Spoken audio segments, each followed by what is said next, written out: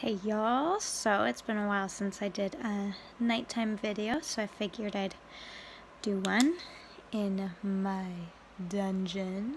Ooh, open window. So it is a happy-ish Friday. I had my first anxiety attack since I got off, or since I stopped taking the meds, so that was fun. Hadn't felt that in a while. But I have some questions and a nifty little topic for y'all. And starting with some good news, I finally landed myself a job. So I will try to keep up with the videos. But bear with me. It'll take some time. Because I've also, I gotta go through my Ask FM to get questions and the topic, because usually, like I said, people ask me 10 questions, and one of them I usually turn into a topic.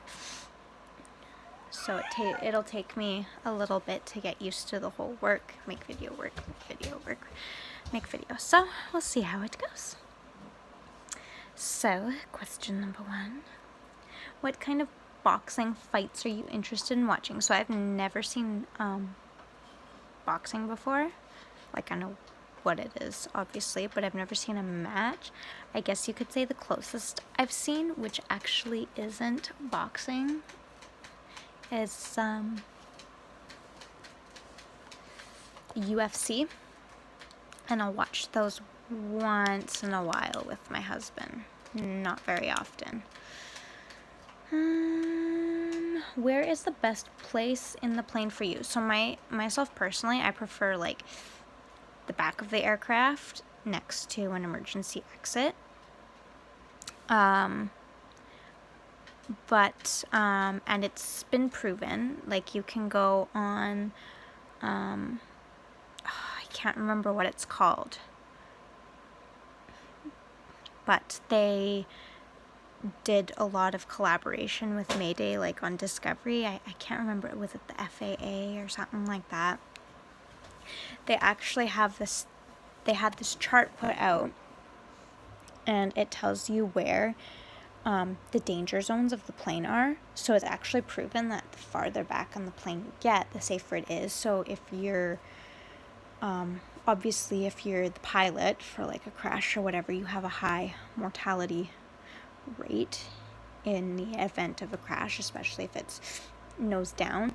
But passenger wise, because you're right behind so it's cockpit, and then it's like the front of the plane. When you get to the middle of the plane, it's pretty safe, but it's the yellow zone. As if I remember the chart correctly, it was a yellow zone. So you had a pretty good survival. Like you have a good survival rate anyway, but it's pretty good.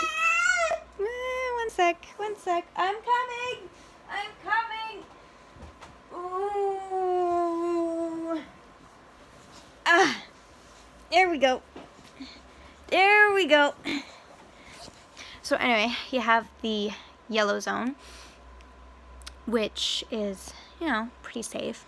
And it's actually been established too that the middle of the aircraft, and not like the middle, like the whole fuselage really, but like the middle, right by the wings, it's actually, because of the wings, it's more reinforced, so that's one of the safer spots. And then of course the tail end is the green zone.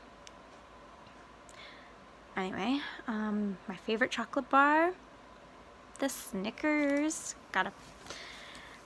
I'm not mean when I'm hungry. Okay. Have you ever had to look after anyone? This thing right here. This thing. Well, actually I shouldn't do that. This thing. I gotta look after her. And then I've also had to look after my mother. I help look after my father and my sisters once in a blue moon, but mostly I take care of this thing. You gonna say hi, Anna? No? Okay.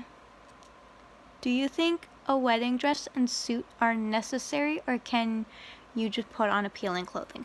So if you go look at my pictures, I did have the, traditional white dress, but I had a backyard wedding. I've been to a wedding where the bride was wearing a very beautiful summer dress. I can't remember what the groom was wearing though. This was when I was really little, like flower girl little.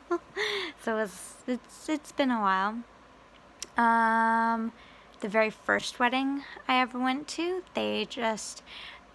which I don't remember, but I was told the bride wore just a basic dress and the groom wore jeans and a dress shirt.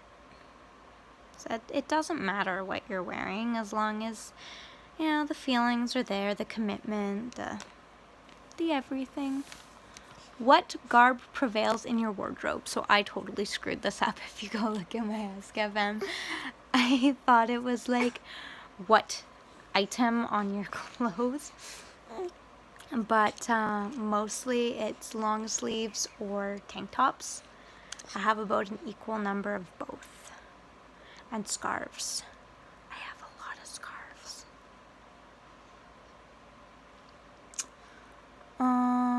Okay, and topic. I told the person that I was going to make this a topic because it was a very hard one for me to type out because I do all the typing on my phone. But it was how to properly raise a dog. So there's many different ways you can raise a poochie, a puppy. But one of the best ways I found, and it depends on the personality, I've had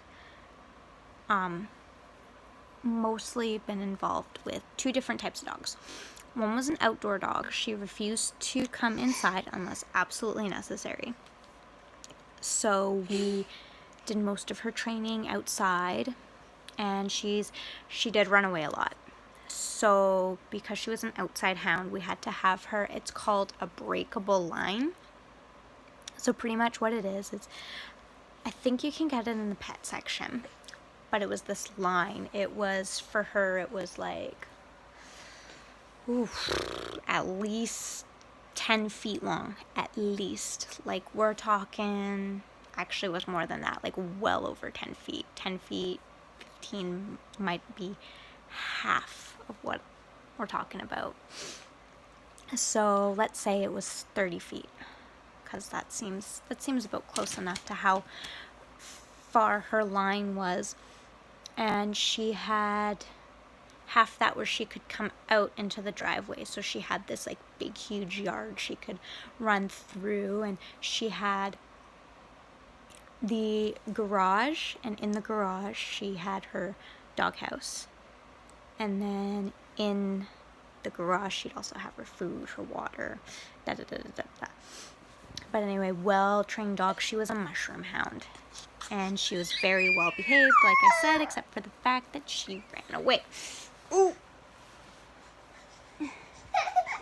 Dean, you want to come get Anna? But it comes down to what you put into for the training and the understanding. Like, dogs are like children. Like, you don't want them to end up in puppy prison, or which would be like, depending on the situation, would be the pound or the SPCA. You want them to pretty much live, she didn't have a Saki. You pretty much want them to live their lives with you. So that's the thing. So you got to train them to sit, to stay, like pretty much to obey your every command. Now, this other dog that my family has, she's an inside dog. So for her, we had to first we had to teach her to be very calm, because she gets excited easily, and we actually just found out that it makes her health condition worse. So she has what's called Addison's, and pretty much she has to be medicated for the rest of her life. If she misses a dose, she gets really sick. But so pretty much what it does is it shrinks the dog's heart so that it's not, pumping enough blood and whatever. So stress actually causes the Addisons to become worse. So you gotta sort of like keep them calm and on level. So anyway, we had to teach her how to be calm because she was a very energetic dog, and like I said, it's all in the training. You gotta give out those treats. Positive reinforcement is like the main thing. And it's like the same thing for teaching them how to go potty outside. You want to teach them kind of like you teach a child for the first time. You want to take them outside every half hour, every hour to get them used to, okay, if I have to go potty, I gotta go outside. Like we actually got to the point with the dog that they have right now where if she had to go outside and nobody was really paying attention because we have a lot of people in and out of the house, she would ring the bell that they have on their door and they just open the door, let her out, she does her thing, comes back. So anyway, that's how you properly train a dog. Lots of positive reinforcement. And make sure you do it in an area where the dog is most comfortable. Inside, outside, doesn't matter. And don't confuse it. Teach it like one thing at a time. If you feel stressed, what would you do to reduce it? That's hard. One of the things I do is make a video, or I will vent in one of my special Facebook groups, which I am a regular in one of them, not ashamed to say. Depending on what it is, I'll call my dad.